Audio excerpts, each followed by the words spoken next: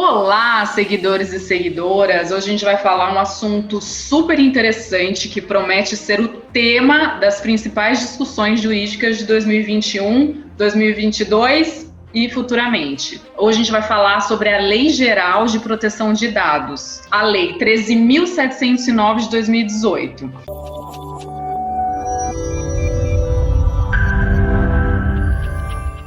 E hoje eu estou aqui com o Fernando Menchini, ele é líder de automação digital da IBM, já trabalhou em empresas de tecnologia como a Oracle e a Red Hat, é formado em análise de sistemas, possui 2 especializações e tem mestrado em finanças e controladoria, ou seja, é o cara que vai explicar para a gente todo esse mundo da tecnologia, que vai traduzir para a gente, para ficar mais fácil e ficar mais acessível para a gente entender essa lei. Agora a gente vai falar um pouquinho sobre o que o Estado tem a ver com essa lei. Em outros estados, como a nossa lei, a Lei Geral de Proteção de Dados, foi inspirada na legislação europeia. A legislação europeia já está em vigor desde 2018. As empresas, desde 2018, já estão se adequando a essa lei. Na verdade, aqui no Brasil, a Presidência da República ia editar um outro decreto, um outro MP, para evitar que essa lei entrasse em vigor agora. Só que a Câmara acabou insistindo e votando para que essa lei entrasse em vigor. Na verdade, a aprovação dessa lei traz uma visibilidade internacional para o Brasil, traz um respeito internacional para o Brasil positivo, porque a partir de agora a gente consegue, as empresas serão responsáveis, na verdade agora a gente traz maior segurança para o cidadão no tratamento dos seus dados pessoais. Quais são os órgãos de fiscalização, qual a estrutura que a lei traz para o Brasil? Tem um órgão que se chama ANPD, que é a Autoridade Nacional de Proteção de Dados. Esse órgão está subordinado à Casa Civil e é chefiado pelo general Walter Braga Neto. Na verdade, esse é o diferencial da lei brasileira com relação às outras leis do resto do mundo. Esse órgão que fiscaliza, que regulamenta, que traz políticas públicas, essa autoridade sobre os dados, é vinculado aqui no Brasil ao governo, à Presidência da República. E, no caso, a um general. Aqui no Brasil é um general. Isso tem trazido uma certa insegurança da classe jurídica, porque na verdade, os militares têm uma visão mais voltada à cibersegurança do que à cidadania. E essa lei veio para nos trazer proteção jurídica, para nos trazer segurança jurídica.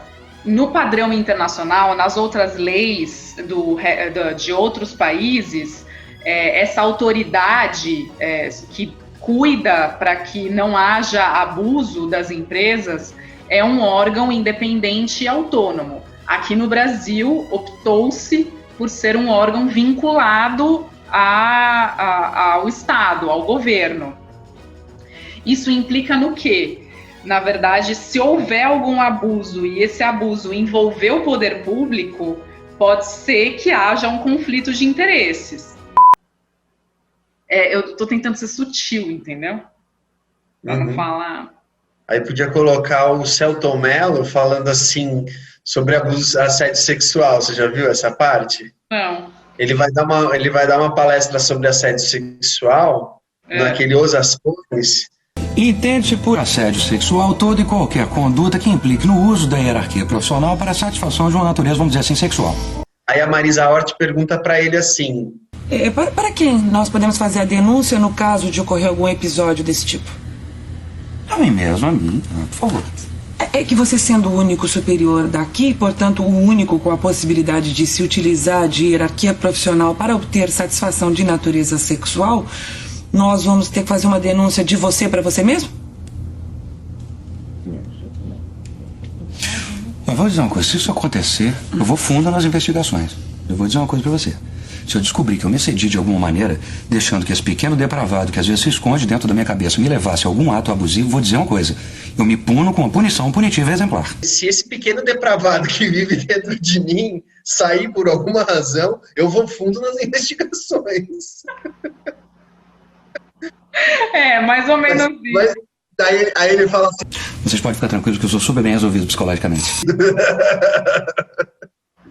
É muito bom essa passagem dos Aspones. Eu tenho que achar e mandar para o seu editor. Que aí é a questão do conflito de interesse, né? Sem dúvida.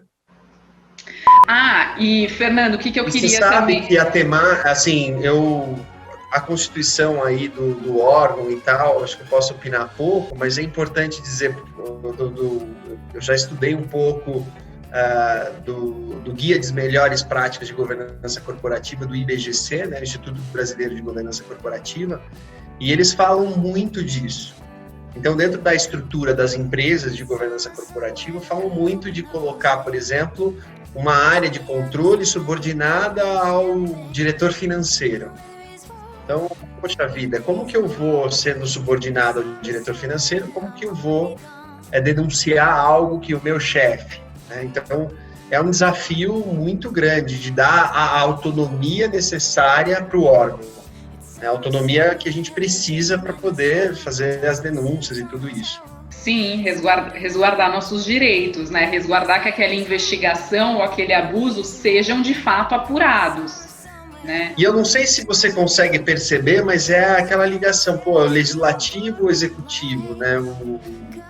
Ou o judiciário. O legislativo não, mas o judiciário, no caso, ou o executivo. Quem é que atua nessa... Quem é que faz o quê, né? Qual é a competência de cada um e por que é tão importante resguardar essas competências, né? Há uma razão de ser. A Constituição define algumas competências para cada órgão e por que é tão por que é tão importante resguardar, por que é tão importante cada órgão ter os seus limites de atuação, para evitar que ocorra um abuso ou uma injustiça, né? Na verdade, são os nossos direitos, nós conquistamos esse direito. E às vezes um interesse seja mais um interesse seja mais relevante do que o outro. Preponderante, né? Preponderante ao outro. Sim. Exato. Para evitar essa interferência injusta, né? Fernando, você tinha falado que nas empresas, no âmbito interno das empresas, havia essa bola dividida para saber de quem que é essa questão, se é do jurídico ou se é do pessoal da tecnologia. A lei estruturou um órgão que eu achei muito interessante para o Estado, que se chama Conselho Nacional de Proteção de Dados Pessoais e Privados. E nele há vários representantes de várias categorias do Estado. Tem o representante do Executivo, tem o representante do Legislativo, tem o representante do Judiciário, um representante do Ministério Público, um da sociedade civil, um das instituições científicas e um do setor empresarial. Todas essas pessoas juntas e reunidas dialogam, conversam e acabam decidindo sobre diretrizes e estratégias. Também são responsáveis por relatórios anuais para evitar algum abuso ou para fiscalizar e para mandar para a ANPD. Eu esqueci de falar que a ANPD é um órgão da administração pública federal indireta, é uma autarquia vinculada à presidência da República. A ANPD cabe zelar, fiscalizar, aplicar sanções, divulgar e promover políticas públicas sobre esse tema. Qual que é a maior preocupação de alguns juristas que em razão, como aqui no Brasil, esse órgão, essa autoridade acabou ficando vinculado ao governo, como resguardar que os nossos dados não sejam mal utilizados pelo próprio poder público, como uma forma, por exemplo, a gente sabe, né, acho que naquele filme... Privacidade hackeada, fala muito sobre fala como a tecnologia foi utilizada, traça a história, né, de como a tecnologia foi utilizada nas campanhas políticas eleitorais. Começou com o Obama usando muito bem as mídias sociais, as redes sociais, e até agora chegou no Trump, na campanha eleitoral dele, que muito se falou sobre a utilização de... A suspeita foi de ter contratado, de ter tido vazamento de dados, né, do Facebook, ter utilizado aquela empresa Cambridge Analytica, que atuou fortemente na campanha e houve manipulação. E aí o documentário lá, Privacidade Hackeada, trata justamente essa questão. Isso, também no filme fala que pode ter influenciado o Brexit, né, no Reino Unido. Nas eleições do Brexit, E aqui no Brasil... E a própria eleição do Brasil, o presidente Jair Bolsonaro, que utilizou muito... O WhatsApp, né? O WhatsApp, enfim, utilizou muito das redes sociais. E ele cita isso lá na privacidade hackeada, né? Então, a maior preocupação desses juristas, inclusive já há iniciativas de reformas para essa lei que acabou de entrar em vigor, mas para evitar que esses dados sejam mal utilizados ou que nós sejamos manipulados. E, na verdade, eles vão, pensando num eventual abuso, eles vão manipular exatamente os dados sensíveis, né? Que são que é a nossa raça, sexo, cor, nossas opções religiosas, e, de uma certa forma, mudar o nosso comportamento para nos manipular e manipular o resultado das eleições. Então, o próprio... Um tema importante também, não sei se vocês viram a denúncia dos meios de comunicação sobre o uso de robôs. Então, para ficar mandando informações. Então, da mesma forma que a gente pode usar um robô para executar uma tarefa repetitiva, sei lá, no trabalho de emissão de nota fiscal, eu posso usar para ficar mandando mensagens de WhatsApp em escalas brutais, né? Então, eu coloco uma legião de robôs, né? Os robôs são tecnologias que são instaladas no software ali e ficam mandando informações.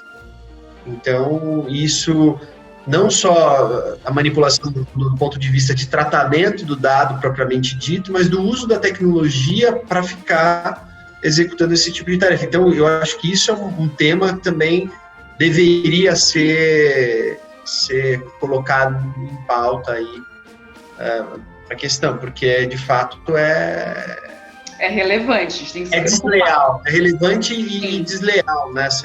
Sim, usar aqueles dados, usar aquelas informações, nossos dados pessoais, de uma forma desleal. Isso, e os recursos de tecnologia de forma desleal, né? Exatamente. Então, mas já há alguns juristas e já há algumas iniciativas essa é a crítica maior de alguns juristas. Por que aqui no Brasil esses órgãos são, essa autoridade que deveria ser autônoma e independente é vinculada ao governo? Por que no resto do mundo independente e autônomo e aqui no Brasil não? Mas aí eu volto naquela reflexão que a gente fez, naquela conclusão que a gente fez. Será que quando a gente recebe uma informação, quando a gente recebe uma notícia ou um dado importante, será que não é importante também a gente ver o outro lado, a gente se perguntar, será que a gente está sendo manipulado? Será que eu estou sendo manipulada? Qual será o outro lado disso? Qual o outro lado da moeda? Eu acho que só aí a gente consegue chegar numa conclusão livre de manipulação. Ver se aquilo realmente faz sentido para mim, ver se aquela... Hoje há vários perfis na internet que investigam se aquela notícia é fake news ou não. Eu sigo aquele Aos Fatos, que eles sempre apuram se aquela notícia é real ou não. A gente sabe que na campanha eleitoral do presidente Bolsonaro, o atual presidente eleito, houve muitas fake news. E isso também tem sido uma preocupação dos juristas, também no campo eleitoral. A legislação eleitoral prevê vários crimes, mas não chegou nessa atualidade ainda não foi atualizada, mas provavelmente vai ser em breve para evitar esse tipo de abuso. Mas eu acho que é importante isso, a gente pensar sobre isso. Hoje a gente tem que checar se aquela informação realmente é verdadeira, checar se aquele fato realmente aconteceu. E se a gente usa as redes sociais, porque eu acho que é um caminho inevitável hoje, usar a tecnologia, usar redes sociais, usar o WhatsApp, viver em grupos, somos seres sociáveis, mas será que eu não estou errada? Será que eu não posso agregar ou acrescentar um outro ponto, uma outra visão oposta à minha? Será que eu não posso refletir sobre aquilo para confirmar a minha opinião ou para contrariar? Eu acho que a gente se fortalece assim, eu acho que a gente evita ser manipulado e provavelmente haverá muitas tentativas de nos manipular daqui para frente, e eu acho que a gente evita dessa forma, já encerrando aqui a nossa conversa. Na verdade, o Estado, o poder público, não só empresas, as pequenas, médias e grandes empresas, mas também empresas públicas, também se submetem à lei, também se submetem a sanções, também terão que se adequar às leis, à lei geral de privacidade de dados. Você chegou a ver um pouco sobre o papel da NPD e o Ministério Público, ou seja, como que eles... Porque enquanto antes o que estava determinado que a autoridade nacional, tudo ia direto para o Ministério Público, né? Agora foi criado esse órgão específico. Não, assim, na verdade, a NPD é um órgão, é uma autoridade... ligada à presidência da República, né? Sim, chefiada né?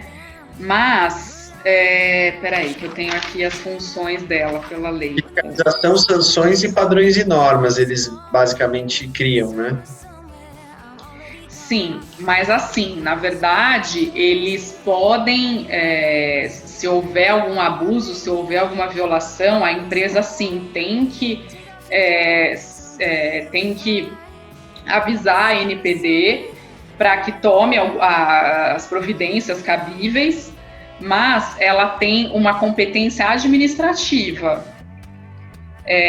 Caso a pessoa queira a condenação daquela empresa em âmbito judicial, aí ela tem que entrar com um processo. São esferas independentes. O cidadão, ele entra também em contato com... Sim, são esferas independentes, uma não exclui a outra e uma não se sobrepõe à outra. São esferas independentes. A NPD trata mais a esfera administrativa e não exclui o judiciário. Eu posso...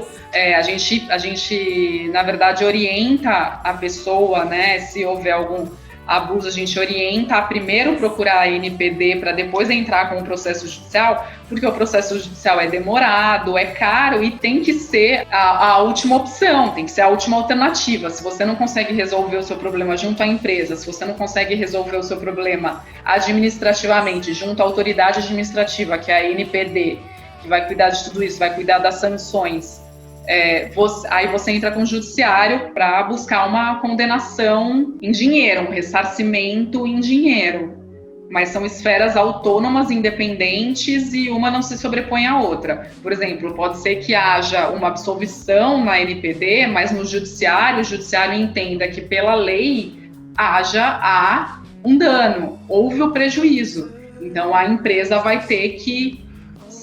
Pode ser que a NPD, por exemplo, não apure uma irregularidade, mas o judiciário pode entender que houve um prejuízo, que houve, de alguma forma, uma atitude, uma parcela de culpa, uma atitude da empresa que levou àquele dano, e condenar civilmente aquela empresa a reparar aquele dano. Então, são esferas administrativas. Na verdade, a pessoa também pode denunciar junto ao Ministério Público, e uma esfera ajuda a outra, complementa a outra. E aí, o canal, então, a pessoa denuncia para a NPD, mas, em contrapartida, eu posso entrar com uma denúncia direto no Ministério Público, por exemplo? Pode. Legal. Tem prejuízo, pode entrar com uma ação. Com uma ação, pode acionar o judiciário. As atribuições, você viu? Zelar pela proteção, zelar pela observância, elaborar diretrizes, fiscalizar e aplicar as sanções, apreciar as petições, promover na população o conhecimento das normas e das políticas, promover a elaboração de estudos sobre a prática nacionais e internacionais de proteção a dados pessoais, estimular a adoção dos padrões para os serviços e produtos, facilitar o exercício do controle, dispor sobre as normas ou sobre as formas de publicidade das operações, solicitar a qualquer momento às entidades do poder público que realizem o tratamento dos dados, elaborar relatórios, editar regulamentos e procedimentos sobre proteção, ouvir os agentes de tratamento e a sociedade. É um super órgão, né? Arrecadar e aplicar suas receitas e publicar no relatório de gestão, dar transparência sobre como eles estão tratando realizar as auditorias e determinar a sua realização e periodicidade, celebrar qualquer momento compromisso com os agentes de tratamento para eliminar qualquer irregularidade, incerteza jurídica ou situação contenciosa, garantir que o tratamento de dados de idosos seja efetuado de maneira simples, clara e adequada ao seu entendimento. Que legal isso! Dos termos da Lei Geral de 1º de outubro de 2003. O Estatuto está dentro do Estatuto do Idoso.